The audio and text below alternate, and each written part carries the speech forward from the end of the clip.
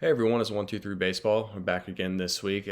Take a brief hiatus last week. Had to deal with some things, but we're back this week to talk about a very eventful weekend last week that we saw, and we're going to preview in the next episode later this week a little bit more about some big weekend series we're looking forward to on the weekend, and we're also going to talk about a couple midweek games that we like to see. But it was a very eventful week, Gavin. Yeah, I mean, at this point, every weekend's eventful, right? I mean, we got games happening left to right. Every SEC series is ranked team versus ranked team.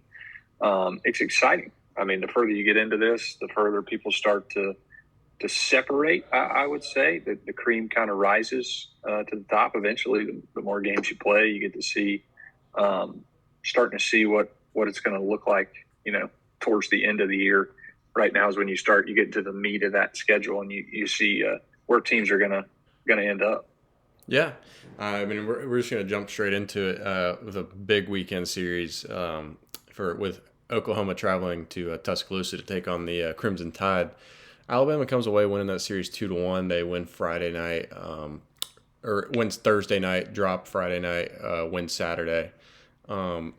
Justin LeBron again 5 for 12 on the weekend, two doubles, a homer, backside off a 97-mile-an-hour fastball from Liam Doyle, very impressive. Bryce Fowler was 5 for 9 with three walks, two doubles. Cade Snell hit 400 with five RBIs. Jason Torres was 4 for 12 with a home run, four RBIs. And out of the pen, Carson Osmer pitched in two games, three innings, two hits, one run, got a save and a win. I was really impressed with what I saw from Alabama this weekend. I think that's kind of been the story for them all year, right? I mean, you get the new coach after the whole scandal. Everybody thought they got a good one coming over from Maryland, and I think it's just kind of panned out that way. They're kind of a team where it's like maybe LeBron's the only guy who's a superstar, because he is a superstar. He is just that. He's the best player on the planet. I think the Braves are tanking for Justin LeBron, actually.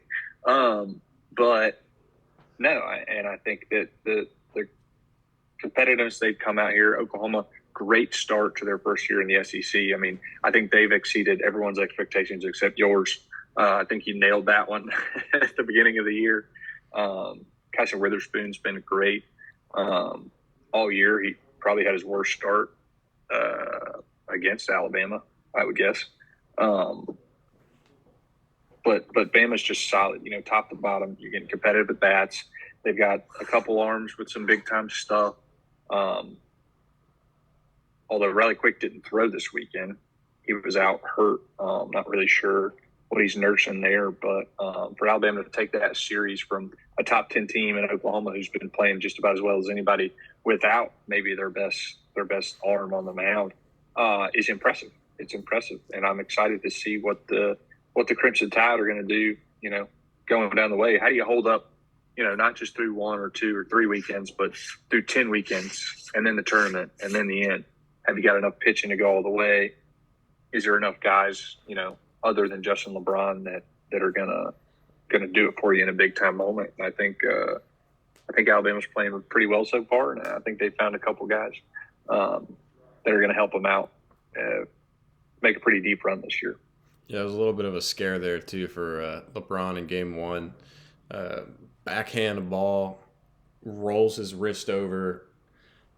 He's laying on the ground, rolling around in obvious pain, and I don't think I've ever seen a head coach and a trainer run out to shortstop as fast as I did when I saw that. But luckily, he stayed in the game. He was okay.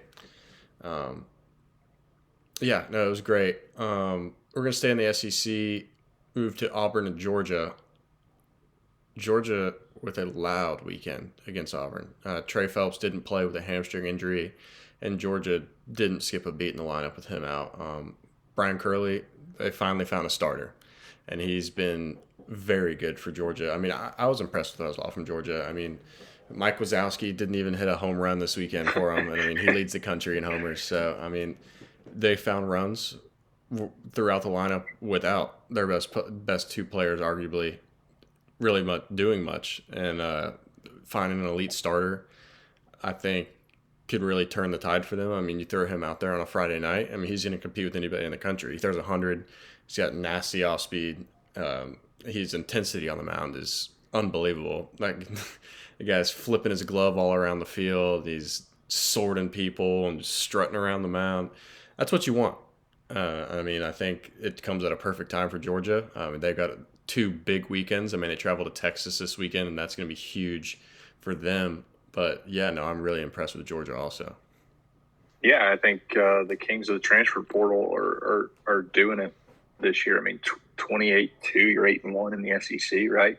I mean, you're mashing. The fact that they are 28-2 with the lack of consistent pitching that they've gotten since the start of the season is just shows how good they have been offensively. Like you said, Rylan Zabrowski, I mean, guy transferred in from Miami, Ohio, solid player, right? Round 300, 10 homers. I don't think anyone, probably not even the Georgia coaching staff, saw 450 with a 1,600 OPS leading the nation in homers, right? Robbie Burnett's just a guaranteed barrel every time he's up there. Nolan McCarthy's been great for them transferring in from Kentucky. Slate Alford again. Good for him last year, good for him this year. And like you said, I mean, Trey Phelps hasn't even really gotten going for that offense. But like you said, I think Wes Johnson has done a great job maybe moving some pieces around. At some point, you just got to get off to a good start, right? And maybe that takes moving your best reliever and starting him. And that's what they did with Curley, right? Like, he's been their best arm all year. Might as well throw him out there and see what he's got at the beginning of the game. Maybe your offense, does what they do and you get a lead, and then you're up 8. So it's like, then you give up a couple here or there at the end. It's not as bad. So they've done some different things with that pitching staff, moving some guys around and getting guys in better spots. Colton Smith was really good for them over the weekend. I think he had like 5 hitless innings after Goldstein in that 4-1 win against the Tigers. So yeah, I mean, just really, really, really impressed with Georgia this weekend. And we're going to stay in the SEC here too for one final series. Arkansas traveled to Vandy this weekend. First road sweep against Vanderbilt in the last 23 years for Arkansas. They looked fantastic. I mean, Parker Coyle was out this weekend too with a back injury, so that's one weekend starter they were down. But I mean, Bibby struck seven out in 4 scoreless innings. Aiden Jimenez was great out of the pen, only giving up 1 run in 3 2/3. I mean, Cam Koziel was 3 for 5 with 2 homers, who transferred to Arkansas from Vandy, and 5 RBIs. And that was just in game 1. And then in game 2, he hit another homer. So I don't know if he's just used to playing in the ballpark. That helps a little bit, a little familiarity. But, I mean, I said at the beginning of the year, I was really concerned with what if Arkansas could hit. And, I mean, they never could. I mean, their offense is playing very well, and their pitching staff is keeping up on pace with how they should, even though they have a couple subtractions from their rotation and their pen from the beginning of the year. They've looked the part in the SEC, and I'm very impressed. They're 8-1 right now in the league play, which is an amazing start for anybody in the SEC. And yeah, no, I think Arkansas looks really good. They look the part, and I'm really impressed with what I've seen from their offense lately. Yeah, I mean, we talked about at the beginning of the year because they didn't show that early on, right? It looked like, here we go again, same old Arkansas. And they've kind of flipped it around. I mean, they've got 6 guys that have played over 25 games. So basically guys that are playing every day with an OPS over 1,000. So with the pitching staff, we knew they were going to have, even like you said, with some of the subtractions and maybe guys that haven't been as good. I mean, Gabe Gackel's pitching at a 6 right now. Even with some of the pitching, which looks like it's maybe taken a step back a little bit from what we thought, the offense has kind of carried its own weight here. I mean, they're hitting homers like they haven't the last few years. they've made it to a point to where you can't pitch around one or two guys, and they've really kind of lengthened that lineup out with a lot of guys that I think that they're getting to a point where they trust. At this point, you're 3 weekends into SEC play, right? You would think that what you've seen so far is close to what you're going to continue to get the rest of the year. Yeah, no, I mean, I'm just really excited for how the SEC play is gonna pan out down the stretch. I mean, we've seen a couple teams kind of pull away. I mean, Tennessee, Arkansas, they've been lights out elite. They haven't really stumbled at all. Georgia's looked fantastic, but I'm just kind of concerned with kind of what I've seen from Vandy and Auburn. Also, it's more they're so hit or miss for me. I mean, Auburn beats Vandy in a weekend series, so that's a thing, the head-to-head. But Vandy, they just look. Some games they look the part, and then some games they just don't compete. And I don't know if that's something to do with their late inning pitching has not been good at all, and it's kind of shown in these SEC series. They kind of got away with it earlier in the year, playing like. I mean, Irvine's a great team, ranked top 25, but I mean, they're not top SEC caliber like Arkansas is. And once you get into these late inning games, you get a little stumbled with one bad outing from a bullpen arm, and your game blows open. So it's one of those things where I think Vandy and Tim Corbin just need to find a little bit more consistency in the back end of the pen. And I mean, then Auburn, they're just.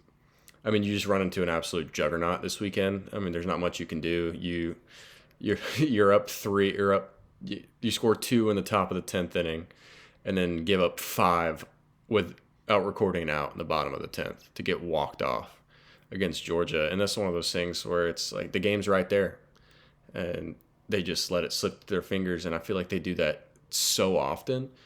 And going down the stretch in SEC play, I think that's gonna come back to bite them all in the ass.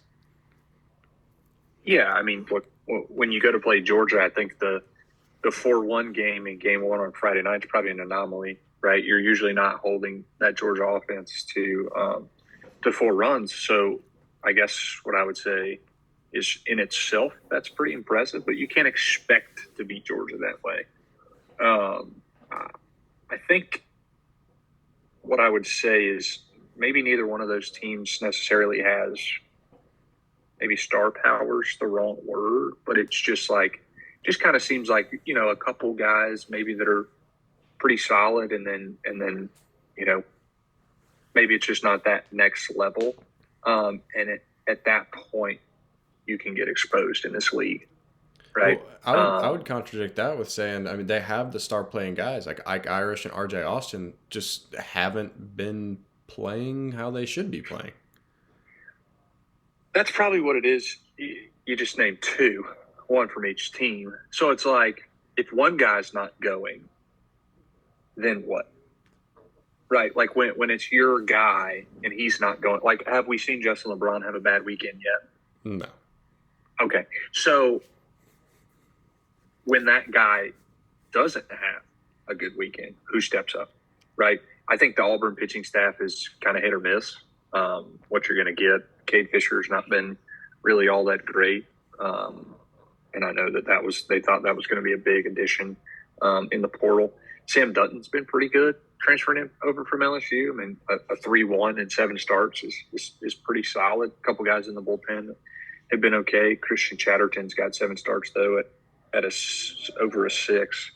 I don't know if the depth of talent on the mound for Auburn is enough, to win in this league, to put up stops against UGA when they're rolling, against Alabama this weekend. We'll see. And that's like, I would probably say they've had an easier stretch. I mean, Vandy, Kentucky, your first 2 weekends, I mean, that's pretty solid. You go 4-2 in those, which is what you should do. Then you hit Georgia, though. You go 0-3. I think it's big for them what they look like this weekend against Alabama, because then you roll LSU, Texas the next 2 weekends after that. They do have South Carolina and Mississippi State, who are also kind of in the same boat, I think, of just like Are they on that next level? Probably not. They're all kind of in the mix. They're in the middle, so it's not like they've got an absolute gauntlet to a point where they can't win games. But I'm just not sure they're going to pitch enough. I'm not sure there's enough high level arms there to get them through to the top ish of the SEC, which we know you don't have to be there to make the tournament. But yeah, like you said, flip a coin, kind of what you're going to get from both of those teams, Vandy and Auburn. I don't think we really know. It's almost like maybe we do know, but you don't know from day to day. You do kind of know that they're not the top tier, but they're maybe not the bottom tier either. It just kind of depends on how they play that day. Well, I mean, the bottom tier right now is Florida and A&M. I mean, they're both 1-8. Who might be two of the top 5 most talented teams. I mean, I think Florida. I don't know how long the timetable for return is on their starting pitching. I think that's going to be the real factor for them. I mean, it's always kind of a tale with Florida every year.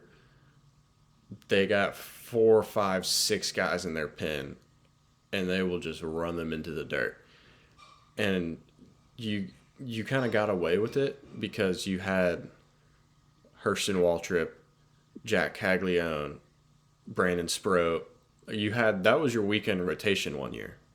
Like, that's 3 first rounders, or a second rounder and 2 first rounders. And you could get away with that, getting 6, 7 innings out of those guys on weekends, but you haven't gotten that. You haven't gotten starting pitching from Florida. And on the flip side of A&M, you arguably have gotten starting pitching. I mean, Ryan Prager's looked pretty good all year. I mean, the rest of the starters are also pitching good. Your lineup is just not scoring runs, which is the complete opposite on what you thought A&M was going to give you at the beginning of the year. I mean, Grahovac and Laviolette, all those guys are supposed to give you 8 to 10 runs a game, and they're giving you 1, 2, 3 runs a game. And in the SEC, that's just not going to cut it. But I don't know.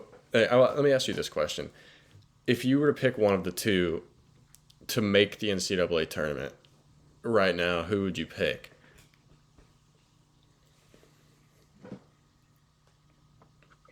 I'm going to go Florida because I think a lot of their issues are injury problems. So if Peterson comes back and is good, if they at some point get Capalella back, and he's back to what he was in his first start, if Aiden King continues to progress, he is a freshman. So, I think Florida, who's scoring runs, they just can't get outs, right? They kind of rely on McNeely and Philpott in that bullpen every single important game, that they are in. And Philpott has not been great this year. He's given up quite a few leads for them at the end. McNeely, for the most part, has been pretty good for them. But I mean, they were walking the house against Ole Miss. Like, they were up in games, and then, like you said, the bullpen, it just faltered. And when you don't get starting pitching and you don't have depth, that's when you blow games late. And that kind of seems like what they're doing. But you get a couple of those guys back, maybe a little consistency.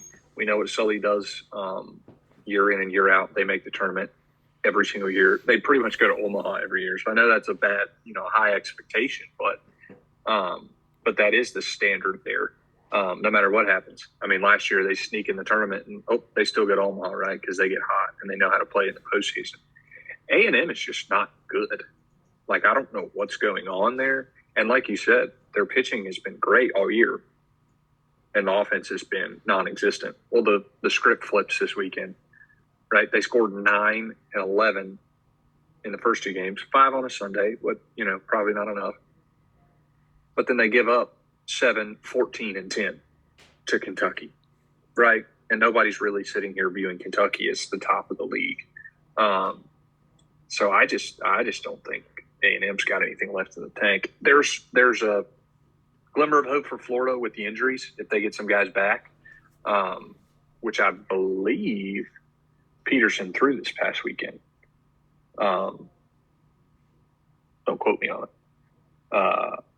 But I think with Florida having more of their issues being injury related, now some depth issues on the mound could prove to, have them catch a couple losses here and there. I think that there's a chance for them. And the difference is this year they're not losing midweek games like they did last year. Like their overall record was horrible because they were losing every midweek game they came across, right?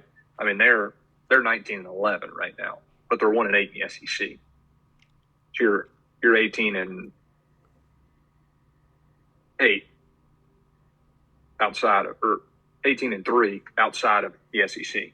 So I think that gives them a chance from a at-large perspective. Yeah, no, I couldn't agree more. I still think Florida's got to win 13 games in the SEC. I think they've made that very clear that that's the cutoff. 12 games won't get you in. 13, you're knocking on the door. But yeah, no, I think Florida could it's just an injury issue. I think. There's also some other issues like you mentioned in the bullpen and things of that nature. But yeah, I think A&M's just completely lost. Like I don't know if they haven't performed against anybody they've played. And I think Florida, they're just right there.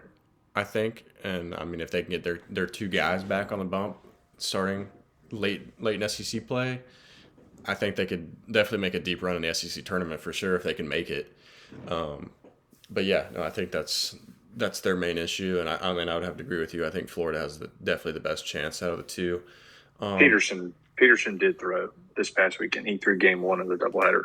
He just wasn't very good. You start 4 1/3, 5 innings. Yeah, he threw 80 pitches. So I wouldn't expect, if everything goes well, he should be back to full health here. Whatever. I still don't know. I haven't heard anything on Coppola yet. Yeah, colleges don't really release injury reports as they should, I feel like. You got to do some deep diving to find out that people aren't playing. Yeah, it's basically impossible. Yeah. It's like you find out when they don't play, when they're not on the lineup card. Yeah. That's pretty much, which who knows with the way it's going now, and everybody's basically an employee, a paid employee. Maybe that there's, what is it?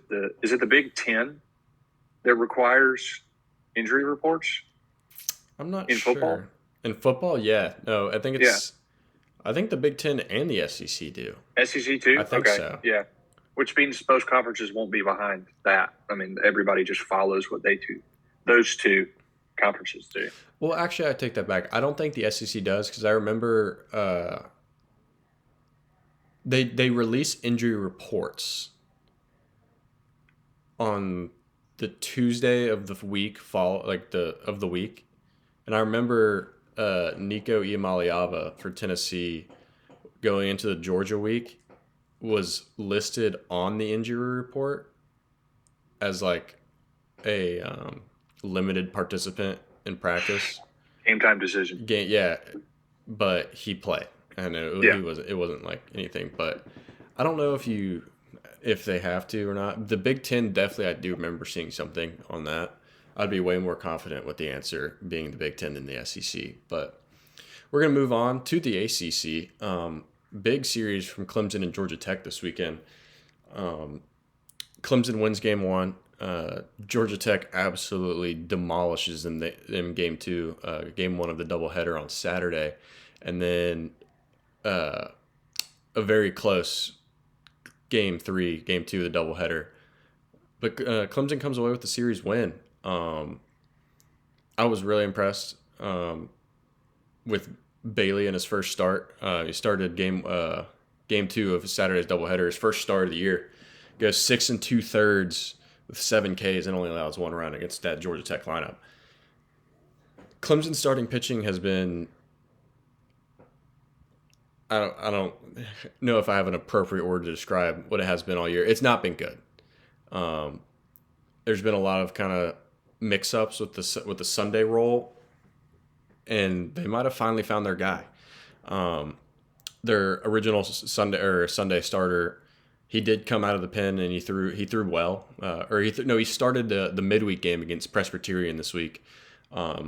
Through 2 innings, scoreless. So it was something good to see there, because he hasn't made it. He didn't make it through out of the first inning against Wake Forest, and I believe who they played the week before. Clemson. Yeah. Um, We played South Carolina the week before that.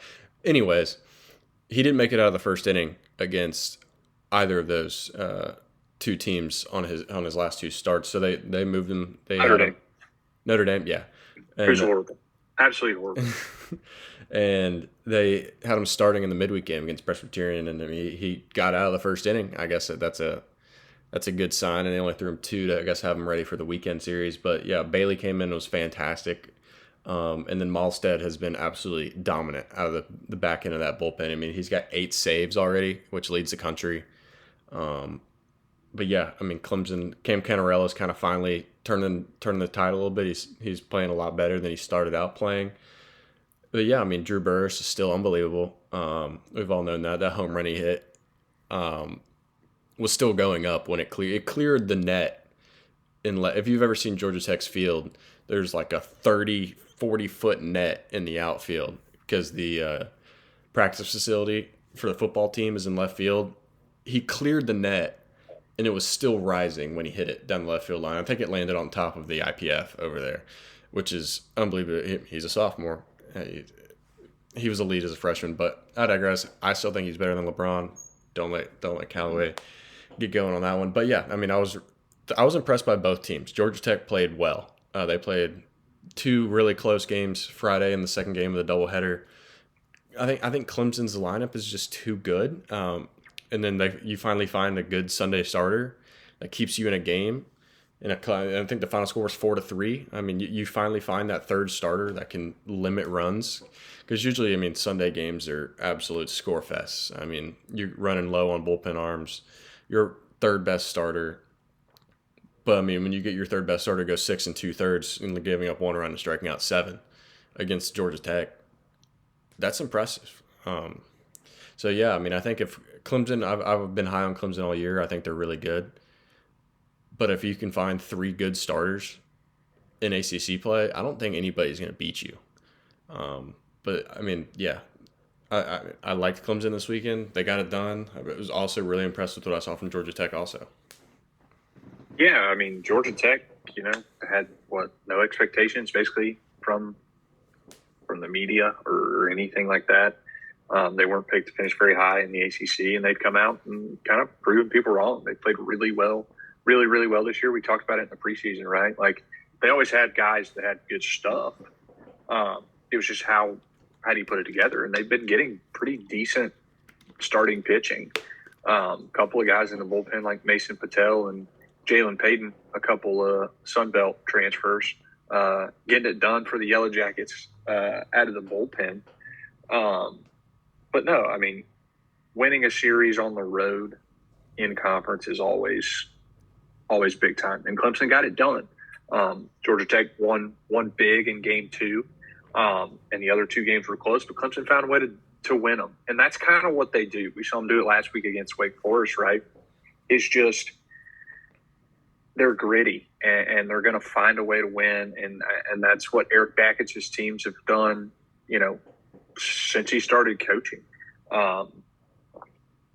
Took a Michigan program that had kind of amounted to not much and took them all the way to the College World Series final, right?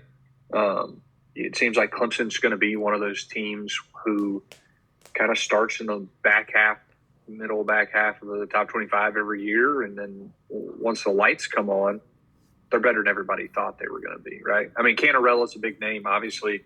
Doesn't help them that he's kind of gotten off to a pretty cold start this year. And Aiden Kanak was kind of a big name after he had a big freshman year. But, I mean, several of the other guys, I wouldn't say are like the biggest names in the world. I mean, Luke Gaffney was a pretty big transfer guy, but he played at Purdue. So that program's not getting a whole lot of notoriety, although they're playing pretty well this year. Um, but no, I mean Clemson just they just kind of find a way to beat you in a myriad of different ways. I wouldn't say that pitching staff is going to light your world on fire, but they have guys that go up there and compete and like you said, the closer's got 8 saves. He's kind of a guy that it looks like basically he could throw in every game. I think if you needed him to, little Chase Haney action, thrown from Lance down Johnson. from under. Yeah, it's kind of ridiculous. I think those guys can throw every day. But yeah, no, I think we knew Clemson was good, but I think Georgia Tech, they're 8-4 in the league, even after a series loss. You're never going to be mad at a series loss to a top 10 team, right? Couple things, different things go your way, and maybe you walk out of there with a series win, but it was right there on the line. But yeah, Georgia Tech can swing it. I mean, James Ramsey, one of the better hitting coaches in the country. Georgia Tech seems to mash year in and year out. Pitching's always been the issue.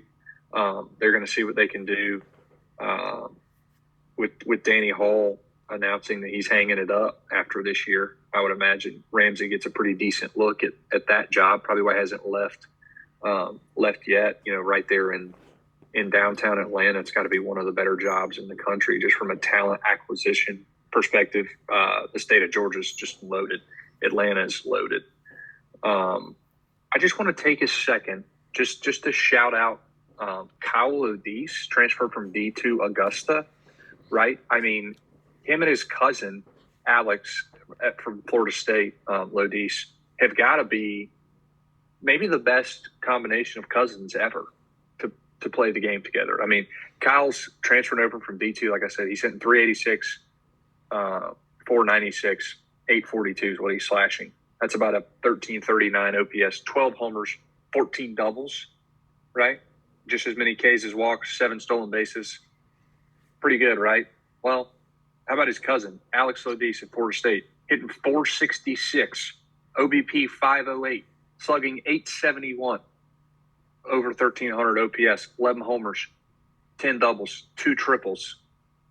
A little high on the case, but, he's a free swinger. Dark horse Golden Spikes candidate there. I mean, you're hitting 466 come, 27 games into the year. It's pretty good. Now, he's not going to get a whole lot of, notoriety because he wasn't this huge name. But kid can swing it.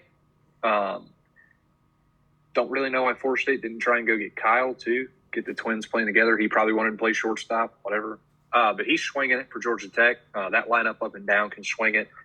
Drew Burress is unbelievable. Second best player right after Justin LeBron in next year's draft. So, nothing to hang your head about. Georgia Tech, you played one heck of a series, and I think that it's going to be good for them going forward to play in a series like this against a team like Clemson. Yeah, no, I agree. Impressed by both of them. Excited what I'm going to see from Georgia Tech coming forward. Excited to see what I'm going to see from Clemson going forward. What's your story of the week? I got my story of the week. You want me to say my story of the week first? Yeah, let you brainstorm a little bit. So Jacksonville State and Liberty were playing in a baseball game on Saturday, and a nice little doubleheader. Liberty decided to start a pitcher that was not on their 27-man roster going into the weekend. So those of you that don't know, when you go on the road in conference play, home and away teams can only have 27 players on their active roster. You can carry as many as you want, travel-wise, just who you want to pay to go. But, I mean, most teams will travel like 30, 31. A couple of the older seniors who don't really play much will usually get to go on the trips. But this player was left off Liberty's 27-man roster, and Liberty's coach decided to start him game 1 of the doubleheader. And Jacksonville State noticed this and played the whole top half of the inning, went scoreless, waited all the way through this guy's warm-up pitches, and he throws the first pitch of the inning, and then Jacksonville State's coach comes out, tells the umpire, shows him the roster, says, hey, this guy's not on the roster. The umpires talk for like 15 minutes, like, what the hell do we do? I've never seen this happen before. And then they called the game as a forfeit for Liberty, and Jacksonville State gets a win. I've never seen this before. I mean, I would think that coaches, especially Division I baseball coaches, would be a little more keen to knowing who they put on their own roster, especially when you have to travel and make a roster and you're not just playing at home and there's just everybody in the dugout.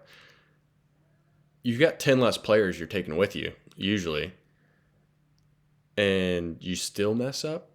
I don't understand how you can have this happen. I was kind of blown away when I saw this. This is just bad. I mean, Liberty's been fantastic all year. I mean, they have like 5 Power 4 wins in midweek games. It's a good team. So you would think their coach would know how to figure out a travel roster.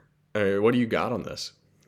I mean, let's be honest. We're just not doing our job, right? They say do your job. Coach, that's your job. I mean, what are we doing? I know you make plenty of money. You're at Liberty Private University. I know they pay well. So you're not earning it. We're just handing out dubs to other teams just on a silver platter. He just walked right over to Jack State and was like, "Hey, man, here's a free dub." I mean, what are we doing? Was it a clerical error? I don't know. Has anything else come out about it? I haven't seen anything released anywhere. I mean, my main news source is the Twitter machine, or X as they call it these days. Twitter's never been wrong. So exactly. Yeah, I don't know. We just got to be better, right? I mean, you do. I mean, realistically, you don't just do that on purpose. I mean, it kind of crossed my mind that maybe he was like, "Well, we're playing a doubleheader. I don't have any pitching. I can't just forfeit the game, so I'm just going to pitch a guy who can't play.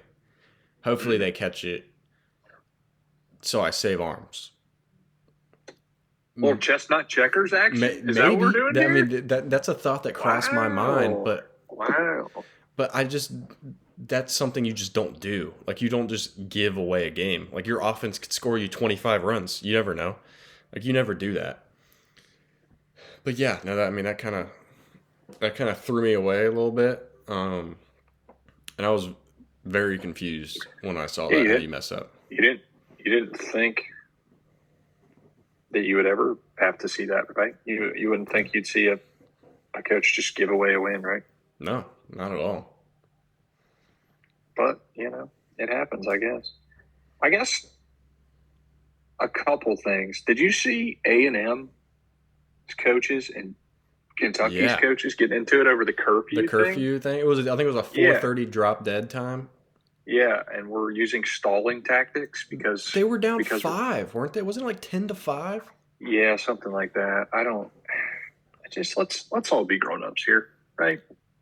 I mean, it's just a game. I mean, to be fair, the stalling tactics, I've seen this used multiple times, but it has to do with 12U travel ball timers on games. When you got the clock, you got the scoreboard in the outfield with the countdown clock from an hour 40 on it, and you're getting to the 5th inning, you're up 1, you're just like, oof, I got to take a mound visit. There's 2 minutes left on the clock. We can't start another inning.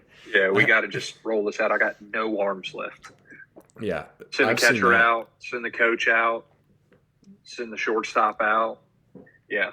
I think Mike Martin, before they instituted the visit thing, I think Mike Martin would get a pitcher from ice cold to completely loose and into the game just by the amount of mound visits he would take. So I guess it's kind of good they put in the visits rule.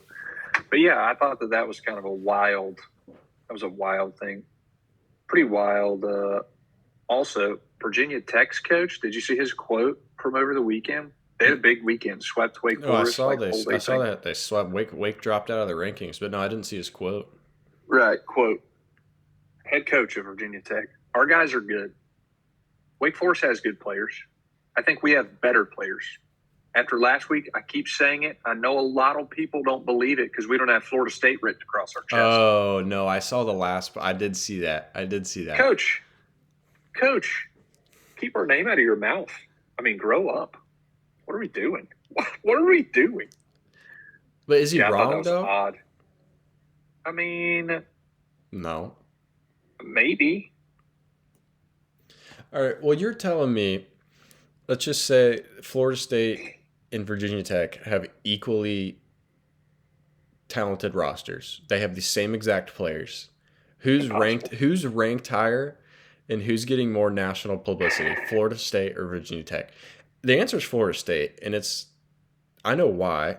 It's because it's a marketable program and people actually give a shit about Florida State. That I'm not saying people don't care about Virginia Tech. I'm just saying Unless Michael when, Vick's coming back, when you make I'm not sure 40 they do. straight regionals, people kind of know who you are a little bit more. When you have the second biggest scoreboard in the country, when you have the best fan, arguably one of the, Who's got the biggest? I believe Mississippi State's is bigger. Anyway, But I mean, and you arguably have a top 10 fan base in all of college sports in general. Florida State's just a bigger name. I mean, it goes the same with football too. I mean, Virginia Tech. well, they've ruined that. Now our stadium's probably smaller than Virginia Tech's now. I'm not talking about stadium size. I'm just talking about national notoriety. Well, yeah, but that's just because the logo holds weight. That's what I'm saying. Like the logo of Florida State. That's what he's saying. He doesn't Right, have but the why logo don't across you his focus chest. on yourself, Coach? And he did, and they went and they beat Wake Forest 3 times. So good on him, but it seemed odd. You know, talk about torpedo bats Oh, I like it.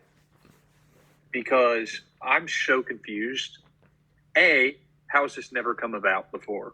If it helps that much, I was also curious about that. Also, and B, are they going to ban it? Can they ban it? They can ban whatever, I guess. I They think. banned steroids and tried to ruin the game. Well, I mean, they've got rules on how far your pine tar can go up your bat. I mean, they've got rules on how light bats can be. They've got rules on literally everything. I was thinking about this earlier. One, I do agree with you. How does it take until 2025 for them to figure this out? I like it. I mean, Jazz Chisholm said it best. It's like you hit the ball on that spot of your bat way more than you hit anywhere else. Why not just move the barrel to the middle of the bat where you hit the ball? It's also one of those things where pitchers are going to absolutely hate it.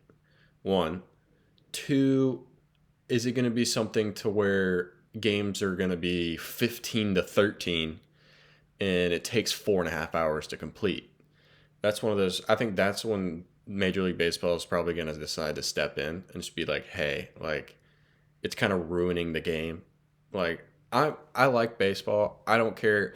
I sat at a Troy game on Sunday for 4.5 hours and watched Troy play Marshall Whoa, in an 11-inning game. no disrespect to the Thundering Herd. No disrespect, love Randy Moss, but like I like baseball. I don't care if the game takes 5 hours. I don't care if the game takes 2 hours. But to the average person, the majority of their money, the majority of their viewership doesn't want to sit there in 95-degree heat in a July day and watch a 4-hour baseball game. And I think that's just the thing to where if it becomes an issue where they start losing money, then they might do something because it's all a business. Rob Manfred doesn't care about players. He just cares about making money for the league. I digress. I hate that guy. But I said it. I'll say it. You hate him? I don't hate Rob Manfred. Who you should hate is whoever writes checks for the Rays can't even afford their own stadium. Well, did you see they released the revenue to Payroll? How much Payroll? money you made versus how much money you spent on your payroll? Yeah. Yeah, I did see that. Tampa Bay was third to last in the league because In percentage wise? they don't upgrade their stadium. He's just pocketing the money. It's basically a porta potty of the stadium. I mean, you're playing at a minor league stadium right now. Granted, You're can't. the Yankees minor league stadium. Yeah, I mean, granted, Division rival. you can't push Hurricanes in another direction.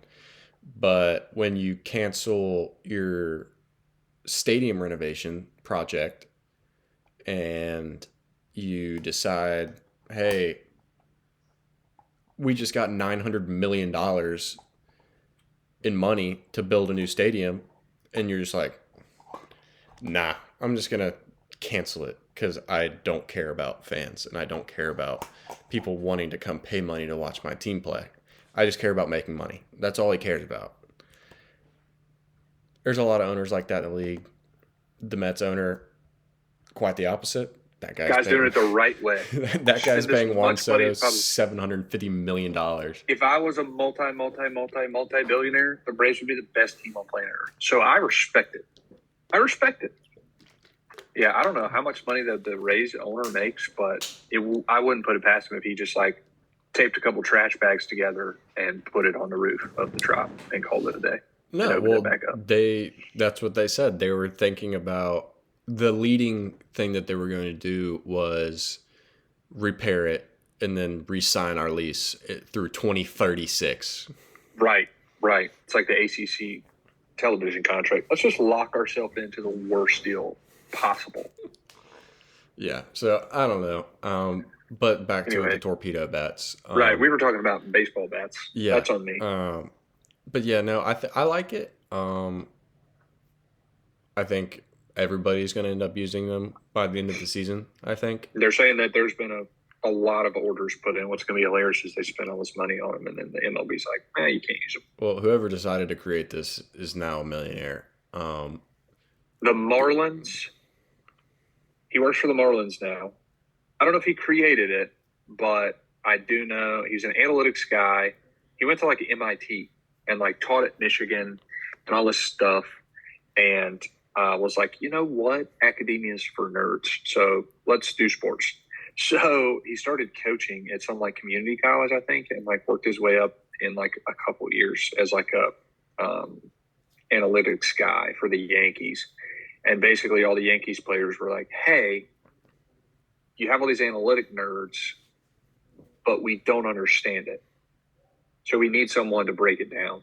So this guy got promoted to be the guy that took all that information and made it edible for just the average baseball player. How to apply all the advanced numbers and stuff to even advanced scouting, I would imagine, on whatever pitcher you're facing. Anyway, this is the guy that like made it a thing, I think. And it started with Volpe, I think, with the Yankees, is they did like a test on him of where he hits the ball the most. I think Volpe is kind of who started that whole thing. But I think Bellinger had a quote that said he used it with the Cubs last year. I guess it's been around for a while, just not like this phenomenon that it came, I guess, because Anthony Volpe's hitting backside home runs. And at that point, somebody's like, this is a little concerning. So, yeah, I think that's the whole – but then he left, and now that analytics guy, he works for the Marlins now, I think, in their, like, scouting department or analytics department or something. But, yeah, I think they said there was a lot of orders for a lot of teams. I mean, try it, right? Yeah, it's going to help. More wood on the barrel. Why not? Yeah, no, man. If you can use it, might as well use it. Bring back sticky stuff. If I was MLB, I'd be like, listen, you can use it, but we're bringing back Spider Tack. Bringing back Spider Tack. We're bringing torpedo bats, and we're bringing back anabolic steroids.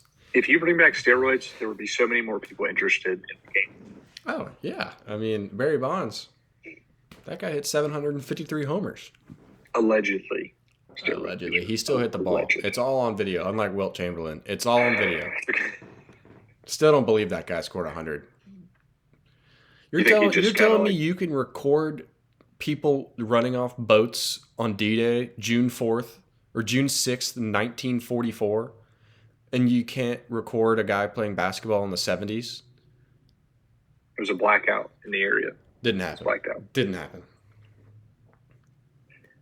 Whatever you say. Did we land on the moon? I don't know. Did Wilt score 100? I don't know. Yeah, I guess the world will never know.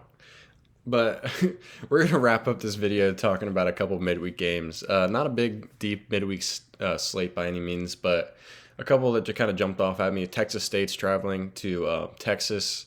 Western Kentucky's traveling to Vanderbilt. And Arizona is traveling to GCU to play in a midweek game. All these games are tomorrow, Tuesday, April 1st, April Fool's Day. Happy April Fool's to always celebrate. But yeah, I mean, Texas State has kind of been kind of a Texas Power 4 slayer this year in midweek games. Western Kentucky's off to a blazing hot start. They lose their first conference weekend, though. So kind of don't know where I'm at with Western Kentucky. They haven't really played anybody. They got DBU this weekend. Should be really exciting. I'm excited to watch that.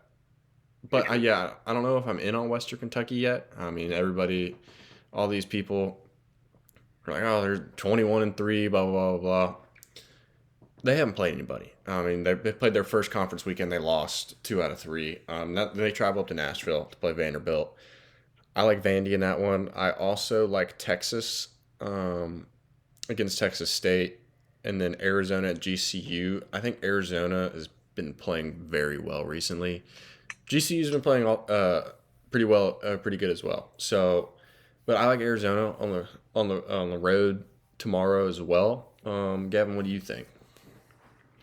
I think I think probably Texas is unbelievable at baseball.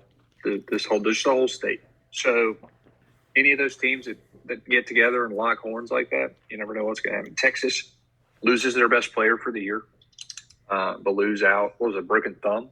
I Yeah, think. Yeah, so he's out for the year. So that's a huge blow. It is at home, so that kind of helps. I mean, I'm probably not going to pick the mid-major team. I mean, they win sometimes. I get that. But you never pick, right? So Texas. WKU, I mean, fantastic job by their head coach, who's a big-time JUCO coach for a while at Iowa Western, home of everybody's favorite relief pitcher, Noah Manning. Iowa Western. So, I mean, he's got all the connections in the JUCO ranks. WKU's been really, really solid this year. Vanderbilt reeling after a bad weekend. Maybe WKU gets it done there. Arizona plays well, gets ranked, then loses their weekend series this past weekend.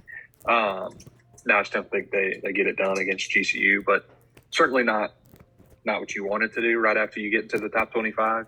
Is lose 2 out of 3 in your next weekend series. But the Big 12's a mix-up mashup, man. I mean, them and the Big 10 are just kind of – Oregon lost a series this weekend to Ohio State, who was like 0-9 at one point in the conference or something like that. So they were 6-18 overall. 6-18 overall. And they swept the Oregon in a doubleheader, I think. So, yeah, I think the Big 10 and the Big 12 are just kind of a mashup. I don't think any team's maybe pulling ahead of any other team. I think any team can win every weekend. Any team can lose any weekend. So, yeah, definitely not a great past weekend for Arizona, but they're going to give it their best shot. I mean, Grand Canyon, good program. Jacob Wilson, debuted for the A's, good player. That had nothing to do with that, but that's just where my head went. Yeah, I mean, I think it's going to be. It was another great weekend this past weekend, and a lot of big time players. Justin LeBron making big time plays when he needs to. A lot of good pitching performances. A lot of big gritty wins, especially in some Game 3 winner take all series games. And yeah, I mean, got some good stories from around the league. Talk about a little bit of torpedo bats. Coaches not knowing who's on their roster, coaches wanting to fight over what time I got to get on my plane. State's logo holds weight in the community. I mean, it just does. It's just different in Tallahassee, I guess. But yeah, we appreciate you guys listening to us, and we'll be back later this week to preview the weekend ahead. And I thank you guys for listening.